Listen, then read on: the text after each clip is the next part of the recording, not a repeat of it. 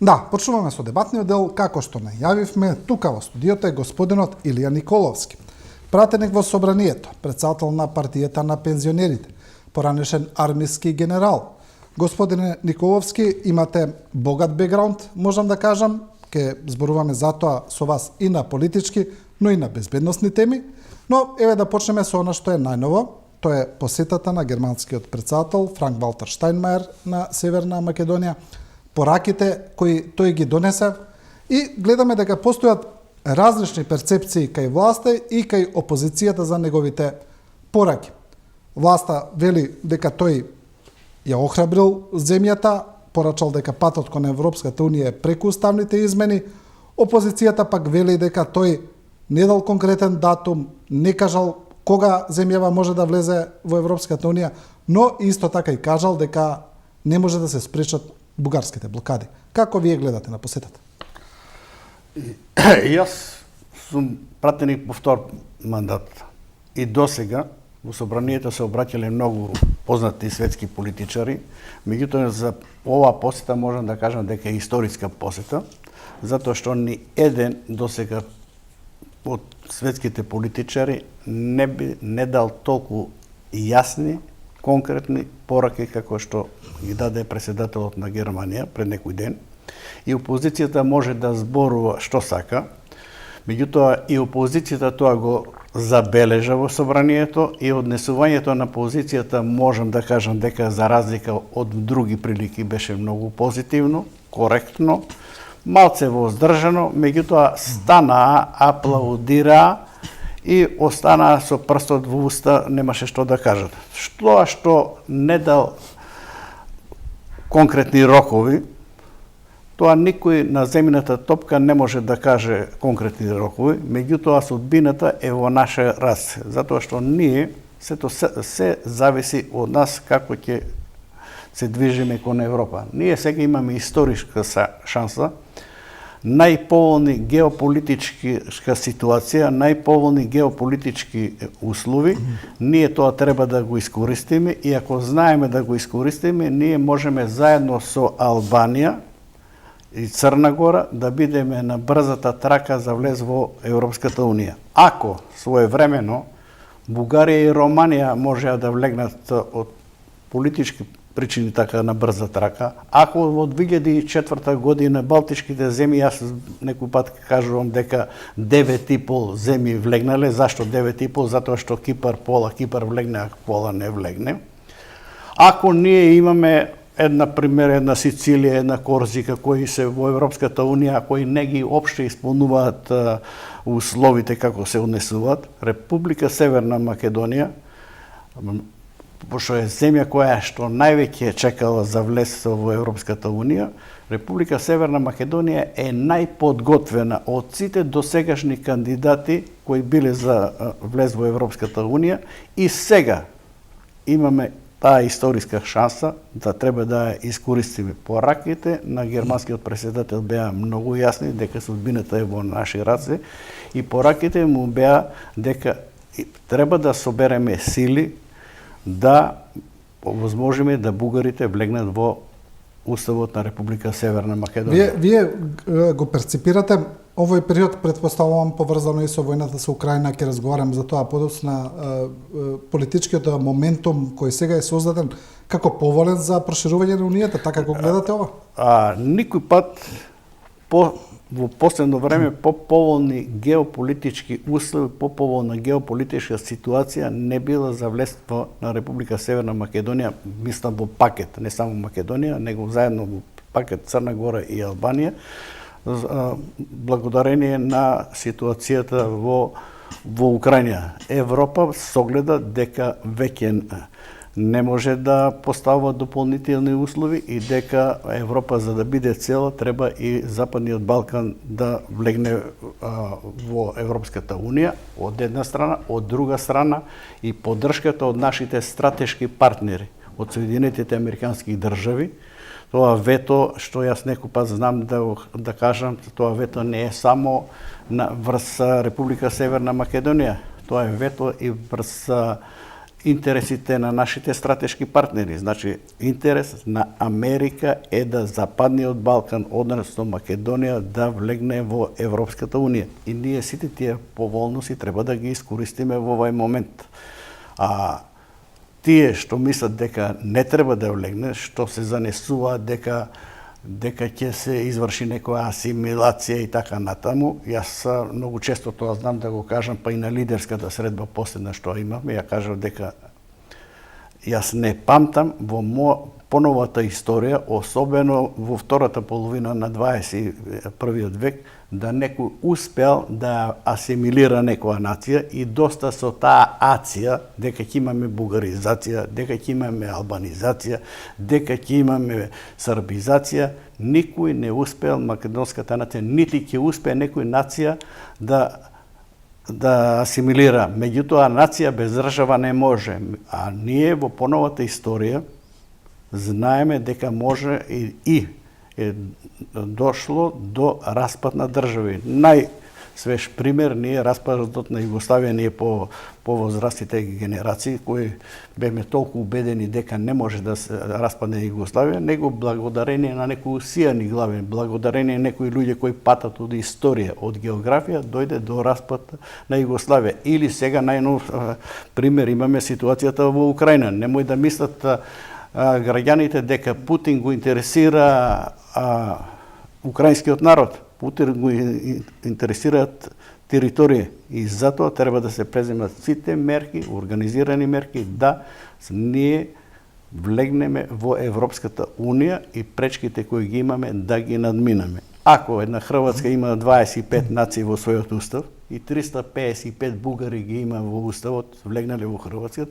и исто така ние кога сме се веќе определили како мултиетничка држава, ако може толку нации да ги имаме во уставот, може да бидат и црногорците, може да бидат и хрватите, може да бидат и бугарите, и ништо тоа нема. Добро генерале, ми се чини дека еве дојдовме до уставните измени, кога зборуваме за уставните измени и за влегување на бугарите во уставот, ми се чини дека проблемот е во една друга насока.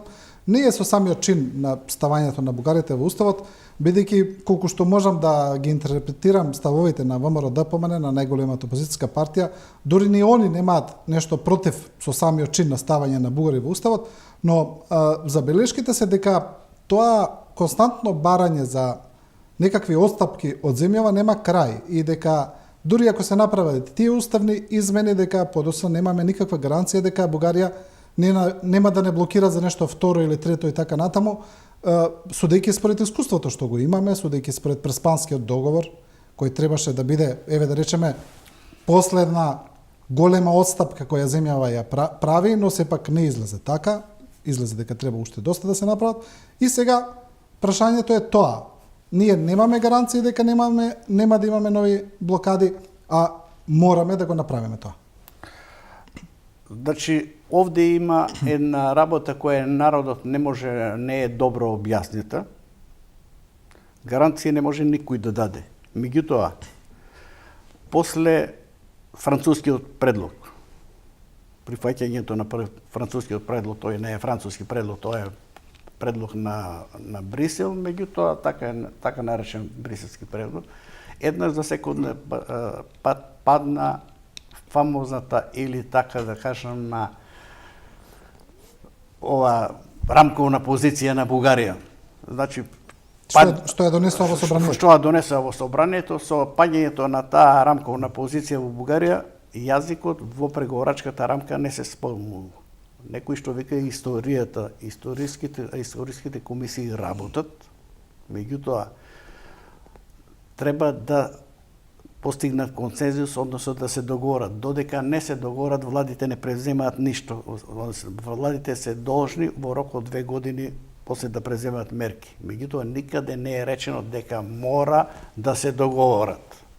Тоа е едно. Втора работа, треба да знаеме, со паѓањето, односно прифаќањето на францускиот преглед, ние сега не преговараме со Бугарија, него преговараме со Европската Унија, сакам тоа граѓаните да го сватат. И во текот на преговорите не може една земја да те блокира, а може да блокира дури на крајот кога се завршуваат преговорите, кога се донесува одлука со консензус.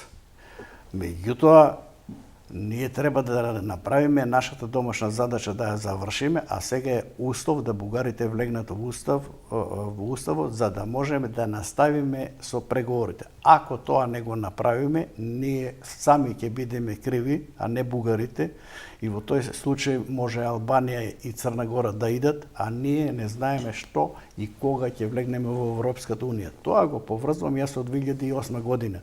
Ние 2008 година во Букуреш имавме многу поволна ситуација кога се предложи Република Македонија цртица Скопје. Ние тоа не го прифативме и знаеме после 2008 до 2018 што се како беше ситуацијата во Македонија. Имаме заробена држава, бевме изолирана држава, кога никој не доаѓаше во Македонија и така натаму, и колку заостанавме за тој период. Јас се плашам да не дојдеме во таква ситуација ако сега тоа не го прифатиме, а ќе се вратаме на Преспанскиот договор. Ако сега ние тоа не го прифатиме, ние може да не се никој не може да гарантира кога ќе ги почнеме преговорите, ќе бидеме ние сами криви. Сега околу Преспанскиот договор, секако дека поднесовме жртви и нема граѓанин во Македонија кој не ја осеќа таа жртва промена на името. Меѓутоа, со Преспанскиот договор, еднаш за секој пат е закопана доктрината на Мицотакис и на Милошевиќ дека не постои македонски народ, не постои македонски јазик, не постои македонска држава. Таа доктрина е закопана. Ние сега постанаме со Преспанскиот договор, постанаме земја членка на НАТО, постанаме членка на најмоќната воено-политичка организација во светот и бенефитите од тоа членство и гледаме сега со Украина. Према тоа, за мене Преспанскиот договор е еден од помеѓу неколку важни датуми и настани во новата историја на македонскиот народ, како што е Илинденското востание, после Асном, кој опозицијата го омаловажуваше, односно омаловажуваше или маргинализираше најсветлиот и најпродуктивниот дел од историјата на македонскиот народ, а тоа е 41-45, па и сега повторно го напаѓаат Асном и така натаму ги напаѓаат партизаните, а е многу важен настан. Трет важен настан е осамостојувањето. Да не забораваме ова само мала дегресија, ќе зборуваме за ова и посебно, за Асном и партизаните и за Ванчо Михайлов. Нема никаков проблем, може и за тоа да зборуваме. Да, понатаму? Понатаму, значи тоа со Преспанскиот договор, понатаму рековме осамостојувањето, прогласувањето на независност на Македонија. Исто, знаете како се опозицијата тогаш однесуваше, опозицијата развиваше теза дека нема држава додека не се пролее крв, а знаеме што можеше на Македонија да се случи ако се пролееше крв. Следен четврти за мене, датум реков НАТО и Преспанскиот договор, па после доаѓа признавањето на Македонската православна црква. Опозицијата исто тоа не го спомнува затоа што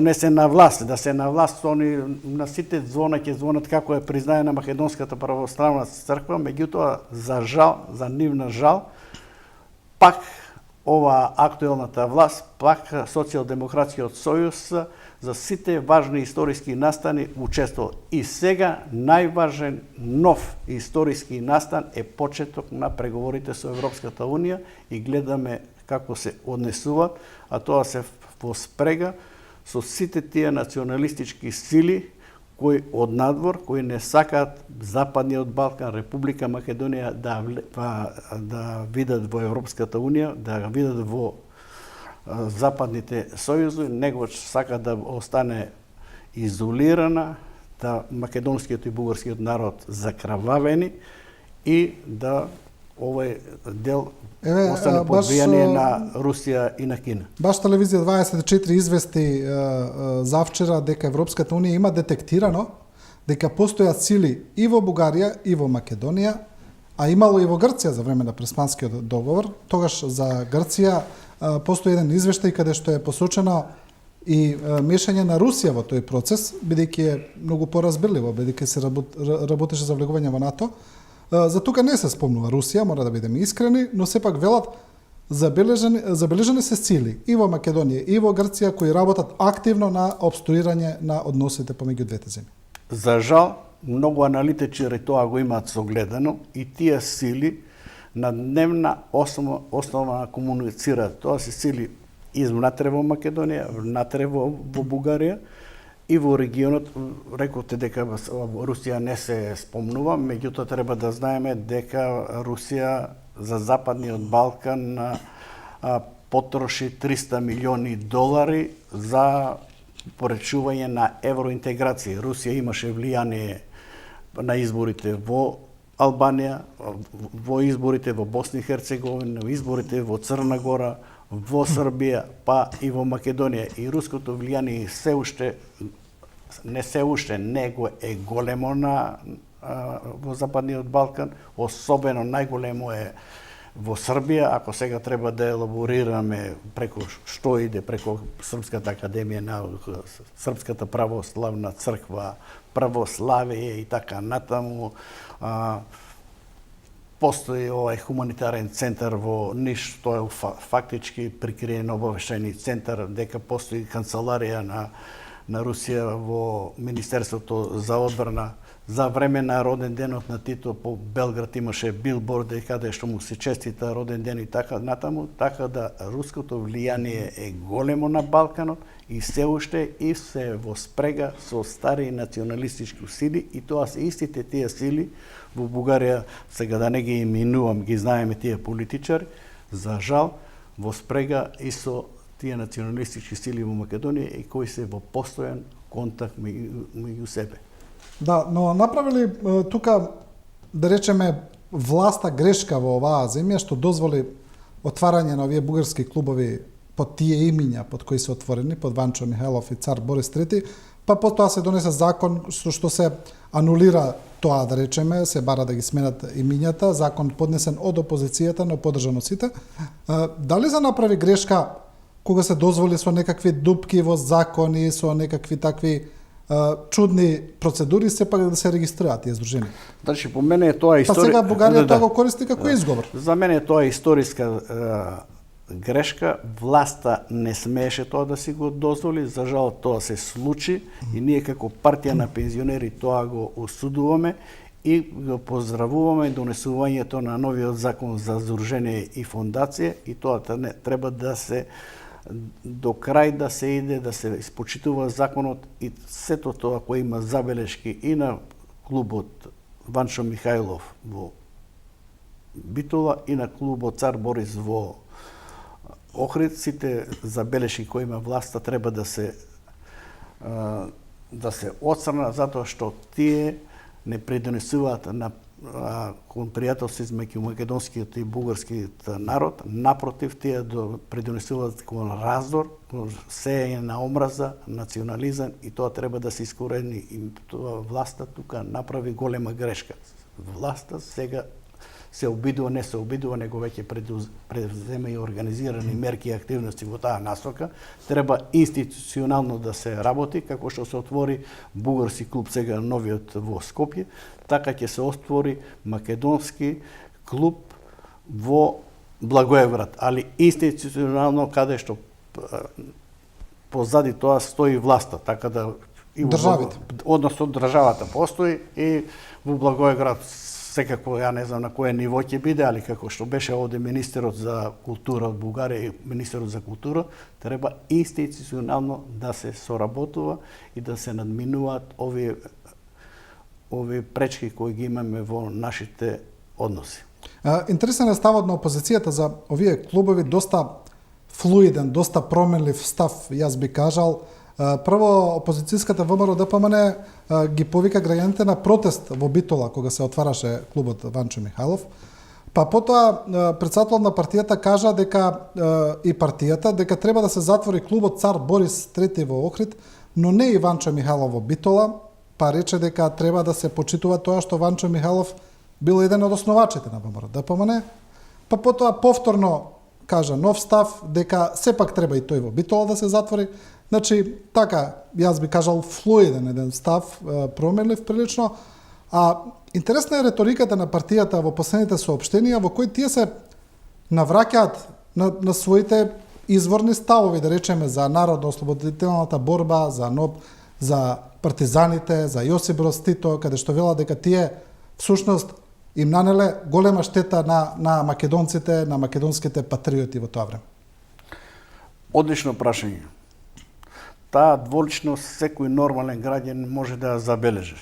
Значи, со отварањето на клубот Ванчо Михајлов во Битола, во почетокот беа толку грлати, толку дигна врева во државата дека е тоа предавство и така натаму, а ако погледнеме фигурите кои беа на отварањето од македонска страна, тоа се сите поранешни, па и сегашни членови на ВМРО, кои се сликале со лидерите на ВМРО, значи нивни членови, сега така наречени бугари, новокомпоновани бугари, беа таму, го осудија тоа, најостро го осудија, поднесоа закон за промена на начинот на регистрирање на здруженија и фондации од нивна страна, да би после лидерот на опозицијата се повлече, затоа се повлече, затоа што фактички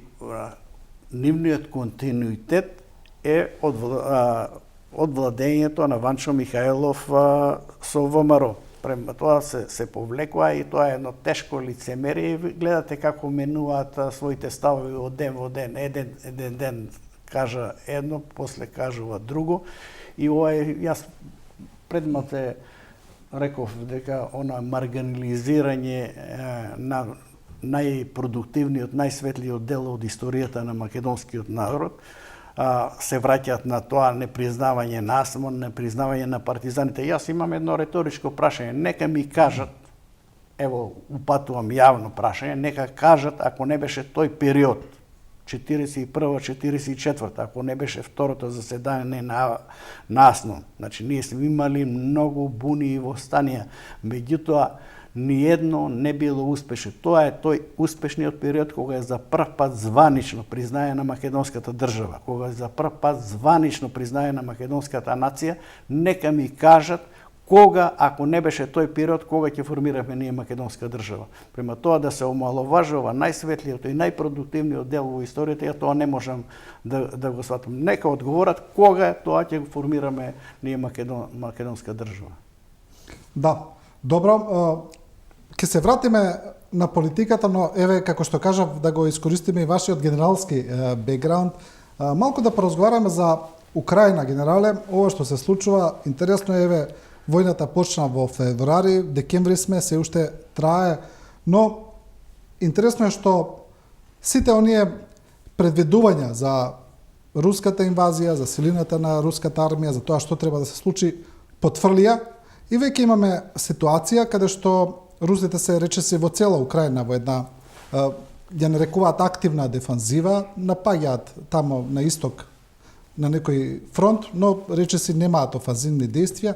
Офанзивните действија сега ги спроведува Украина, што е исто така интересно. Да, русите напаѓаат со ракетни напади, но ја напаѓаат цивилната инфраструктура, енергетска инфраструктура, цивилна пред се.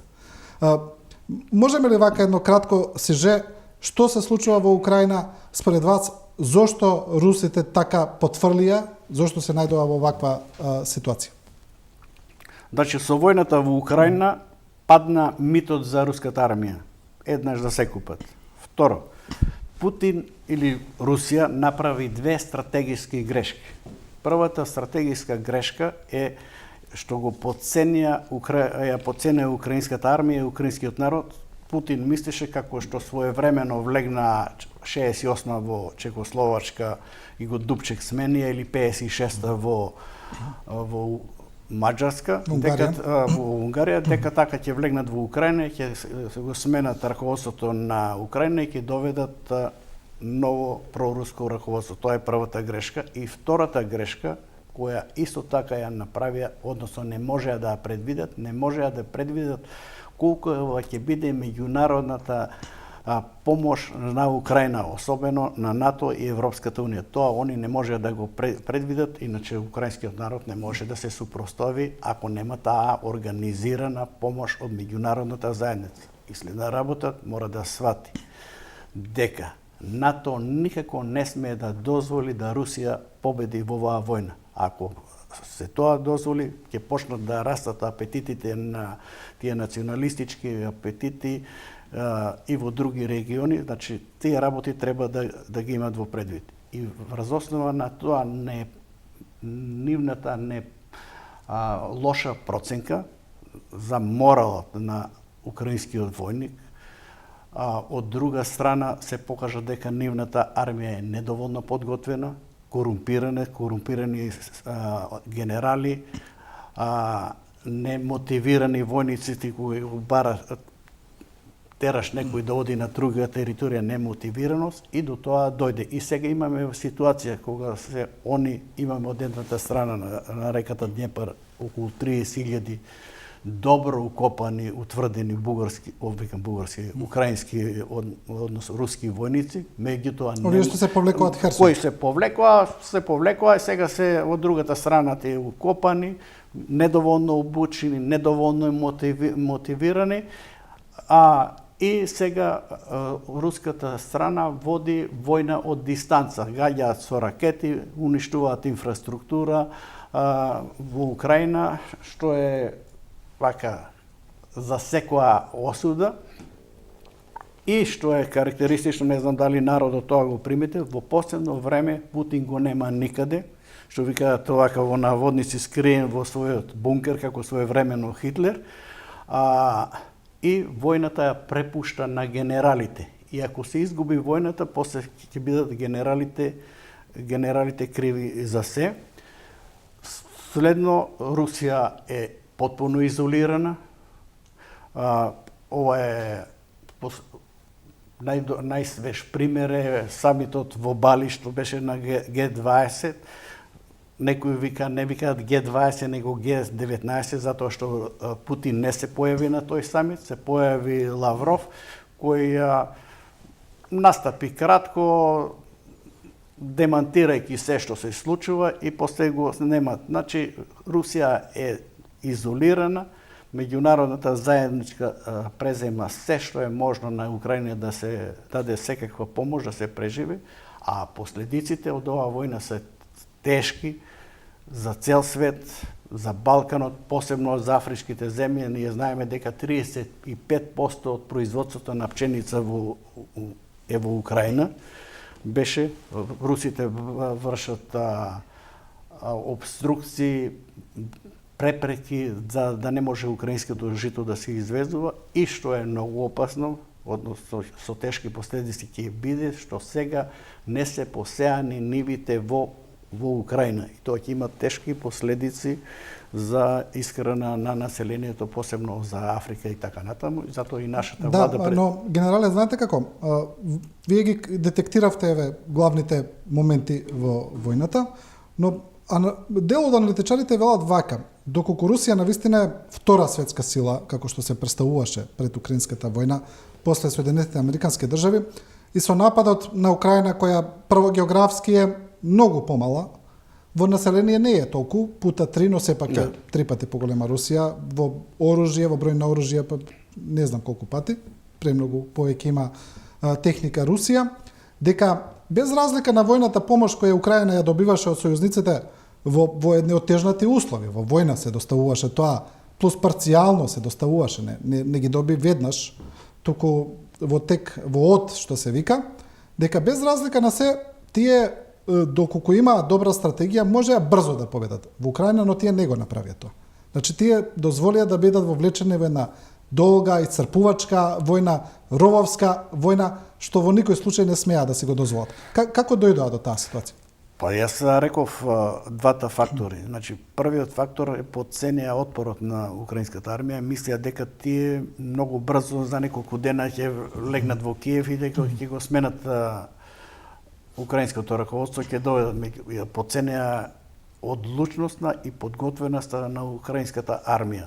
И према тоа сега ситуацијата е многу сложена, посебно за русите, затоа што Русија економски може да зборува кој што сака во светот, економски многу ослабе, многу се исурши околу таа војна, иако некои викаат дека они имаат скриено оружје и така натаму. Опасно е што Русија има нуклеарно оружје и што Путин е непредвидлив со неколку изјави кои ги даде. Тоа е опасно што има нуклеарно оружје. И што, видите, он даде една изјава дека сите тие држави, односно делови кои извршија тој референдум на брзина, треба меѓународната заедница да ги признае и го тоа поврзува, например, со распадот на Германија, веќе тогаш немаше референдум, па како Источна Германија и Западна Германија. Да, и користи паралела со Косово цело време. Користи паралела со Косово и така натаму. Главните аргументи. Тоа му се главните аргументи. Меѓутоа, меѓународната заедница е на страната на Украина и не сме меѓународната заедница по никоја цена да дозволи да Русија победи. Сега има еден така малце да предвидуваме напред еден момент што е многу важен, 24-та година, изборите во Америка. Да. Ако дојде до промена на власта, не дај Боже да победи Трамп. Доколку и се кандидира, се уште не знаеме. Доколку се кандидира, иако, например, тешко, ако се погледа колку има тужби против Трамп и така натаму, тешко би можело тоа да се прифати да се кандидира. Меѓутоа не можеме да предвидиме и ето, хипотетично земеме ситуацијата хипотетички ако погледнеме, ако победи Трамп, тогаш може да се промени на одреден начин ситуацијата, иако не верувам дека може радикално да се промени, меѓутоа знаеме врските меѓу Путин и Трамп кои беа блискоста на нивните. Да. Во однос на помошта која земјава ја дава на Украина како дел од таа координирана поддршка на сојузниците и на другите европски земји на Украина, не се само членки на НАТО кои помагаат сите европски и западни земји, кога Македонија ги донираше дел од тенковите Т-72 на Украина и други некои технички орудија и возила што ги имавме, имаше критики доста во земјава, дел од критиките пред се на социјалните мрежи, дека еве се ослабува македонската одбрана, дека македонската армија остана без тенкови, дека всушност се ослабува арама за да се помогне на Украина, а тие таму па немаат никаква корист и така натаму. Видовме една таква реторика. Што велите за тоа? Значи, тоа се потпуно неаргументирани овака тврдења, потпуно непознавање на ситуацијата. Прво, Македонија е членка на НАТО. Како членка на НАТО, Македонија е должна да се солидаризира со сето тоа што го прави. И во рамките на своите можности, Македонија даде и ќе дава одредена помош на Украина, како забораваат 2001 година што Украина колку помагаше на Македонија и фактички тие тенкови се од источно производство, тие тенкови беа фактички беа склонети и не се не употребуваа во Македонија, така да арама не е во ништо ослабена што се дадени тие тенкови, напротив, ние сега увезуваме нови возила од Америка и така натаму, така да не е нити ослабена, а ние сме должни, имаме обврска да се солидаризираме со другите членки на НАТО и како кандидатка за Европската Унија, ние сме должни да почитуваме сите активности и мерки кои ги презема Европската Унија во тие рамки и санкциите према Русија. Према тоа е непознавање и неаргументирано и може да зборува кој што сака, меѓутоа да, добро, да се вратиме малку сега повторно на нашата ситуација. Ние ги спомнавме и стратешките партнери, Соединетите американски држави, Европската Унија. Дојдоа некои критики од таму во овој период, пред се за изборот на обвинителот Абази и за скандалот со Онишченко. Доста остри беа критиките од Соединетите американски држави. Не се случува толку често за оваа влада, можеме да кажеме толку директно и толку остро. Гледате ли вие на тоа како еден проблем во односите помеѓу стратешките партнери или проблем за функционирањето на оваа влада или проблем за владењето на правото и правдата? Критиките кои дојдоа се по мое длабоко убедување потпуно во право и партијата на пензионери како партија на овие слабости ги има согледано. Јас не можам да тврдам и ден денеска не ми е јасно на кој начин дојде изборот на Абази. Ето, Абази така еден аноним... Тоа е голем скандал, да. Тоа е за мене голем скандал, еден анонимус кој никој не ти слушнал за него и така натаму. Како, на кој начин јавните обвинители си дозволија да гласајќи да он победи, а тоа не можам да го сватам, и забелешките на меѓународната заедница во врска со тоа се во право и околу владењето. Сега дека ќе има некои последици, не верувам дека ќе има последици, власта веќе го тоа се огледа, ќе мора да се минуваат некои работи, меѓутоа околу владењето на правото во тој дел ние се уште имаме проблеми и тоа може да здорово кој што сака, ние како партија тоа го осудуваме и секој пат ќе бидеме на страната на тие сили кои се за промена на начинот на владење, да се почитува законите во оваа земја, да како партија сме строго определени за робусна борба против корупцијата, и како партија ќе поддржиме секој закон кој ќе биде да се испита, односно да се испита имовинската состојба кај не сега, од сега натаму, него и досега на кој начин е стекнато богатство. Значи, апсолутно сум за тоа дека треба да се води борба против организираниот криминал, против корупцијата и за владење на правото. И не е случајно што истражувањата покажаа доверба во судството 8%. Но тука особено е проблематично за мене повеќе јавното обвинителство од судството. Тука го имаме и скандалот со Онешченко, освен самиот скандал се укажува на сериозни безбедносни пропусти, како се направени тие проверки за неговиот бекграунд, особено во Агенцијата за национална безбедност. Сега, како што кажавме, како што видовме, владата вели дека сака да го ревидираат тој процес, но сепак дали покажува ова еден голем безбедносен пропуст во службите? За мене е тоа голем безбедносен пропуст и тоа покажува дека остатоците од режимот се уште во службите не се отклонати, дека има иако ние извршиме реформи во безбедносниот систем, особено во УБК од УБК АНА, тоа покажува дека остатоците од владењето на Мијалков и така натаму се уште во таа агенција не е доволно извршена реформа и дека со реформите мора да се продолжи.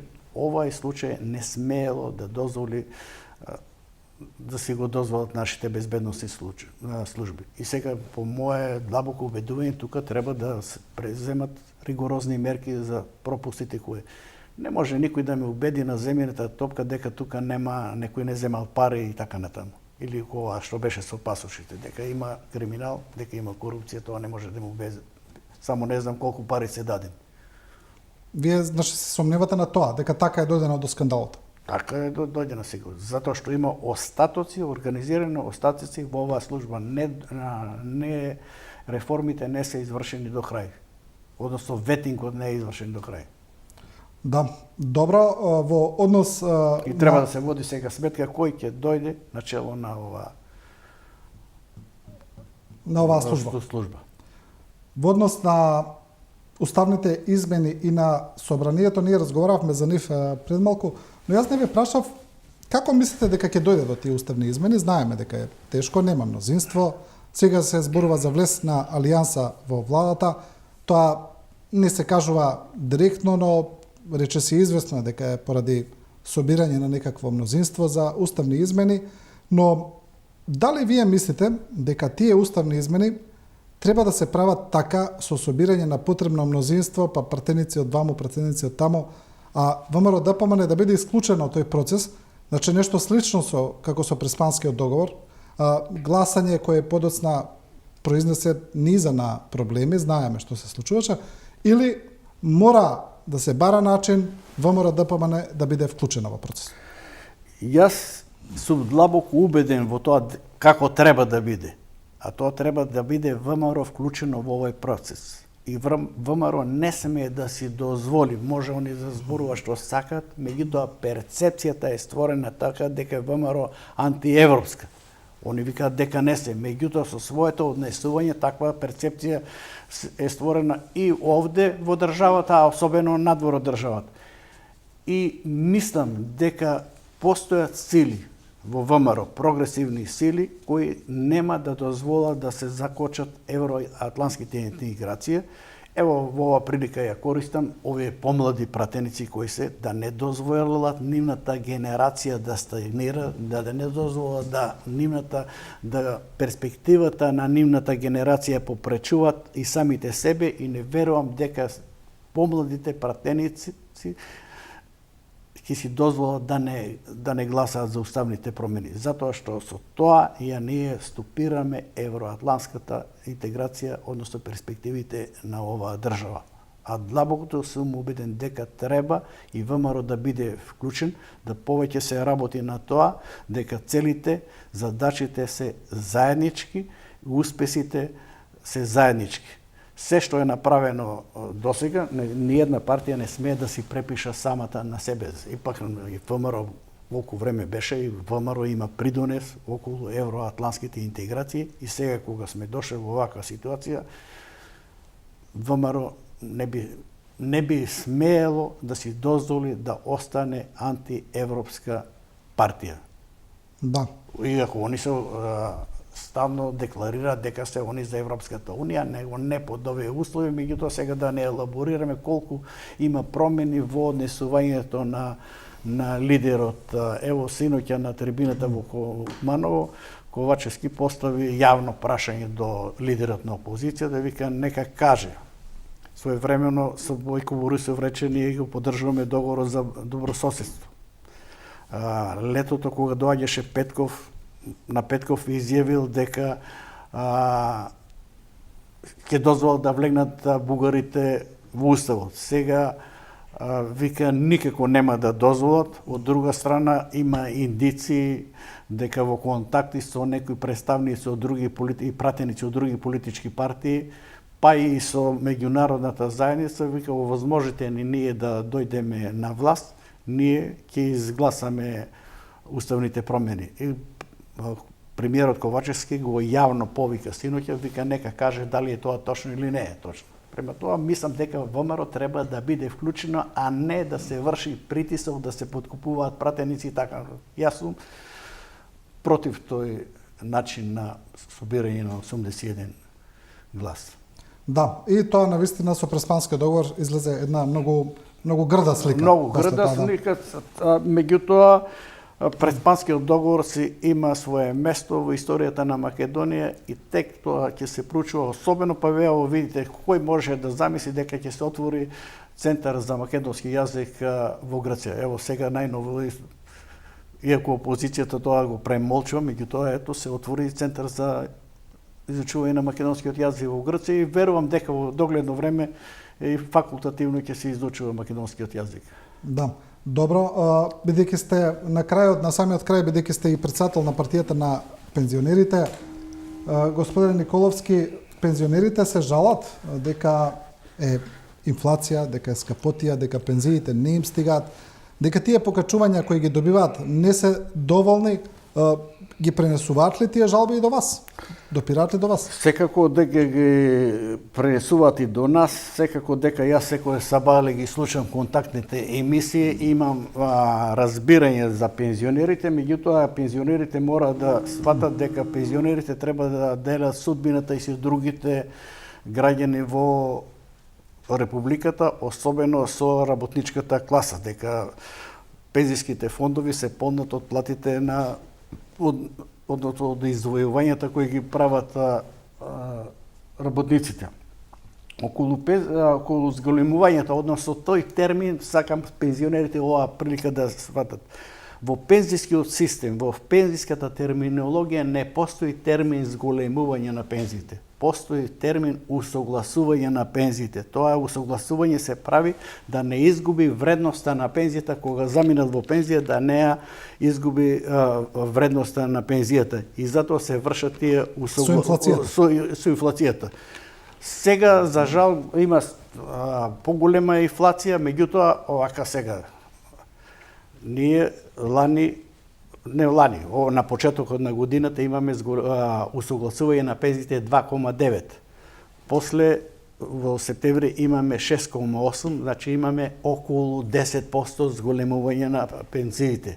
Сега, во март месец, со новото усогласување по новата методологија, ќе има некаде околу 6%. Значи, за една календарска година ние имаме 16% зголемување на пензиите, што никој пат во историјата не е било. Нека кажат дали е некој пат било во историјата тако зголемување. Сега, има една друга работа која Да, но ќе ви кажат и дека никогаш немало толку големи поскапувања. Јасно.